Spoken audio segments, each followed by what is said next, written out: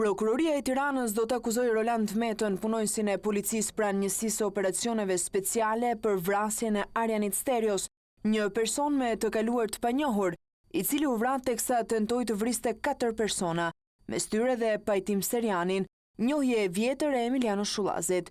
Zyrtar të prokurorisë thanë se ndaj Metës rëndon akuza e vrasjes dhe natyrisht do të kërkohet mbajtja e tij në burg, derisa të hidhet dritë mbi ngjarjen kriminale që ndodhi në rrugën e Kavajës.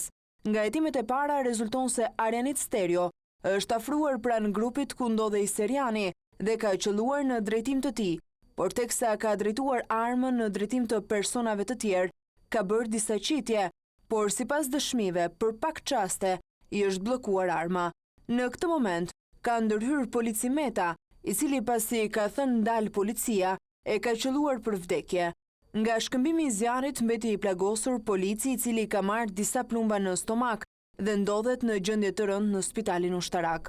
Për të hedhur dritë mbi ngjarjen, policia ka marrë dëshmitë e dy të njohurve të Serianit, Denis Rahmani dhe Ditmir Reçi, të cilët nuk u lënduan nga ngjarja. Ata kanë pohuar se në afërsi të tyre është afruar një person që nuk e njihnin.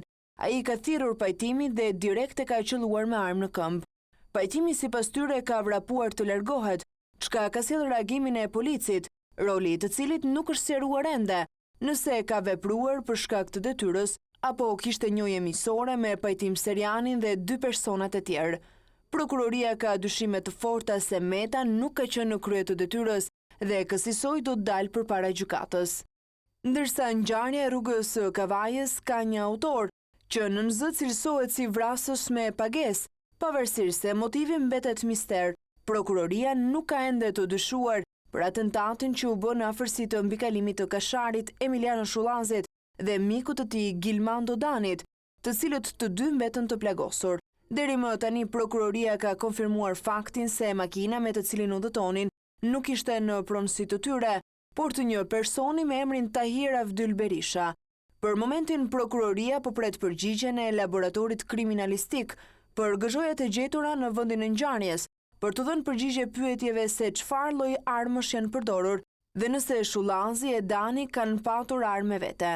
Në kohën kur dyshimet janë të forta se dy ngjarjet, ajo e rrugës së Kavajës dhe ajo në fshatin Bërxull, kanë lidhje me njëra tjetrën, ende prokuroria po jeton si dosje më vete. Ngjarjen e rrugës së Kavajës po heton prokurori Florian Binjaku, ndërsa atentatin ndaj Shullazit dhe Danit, prokurori Ko Lysenaj. Lidhur me atentatet ka dhënë reagimin e tij të parë dhe drejtori i përgjithshëm i policisë së shtetit Artan Didi, i cili u shpreh se hetimi i çështjeve i takon tashmë prokurorisë. Këto janë probleme që janë hetime sipër. Unë jam drejtori i përgjithshëm dhe nuk jam as drejtuesi i grupit hetimor dhe as prokuror.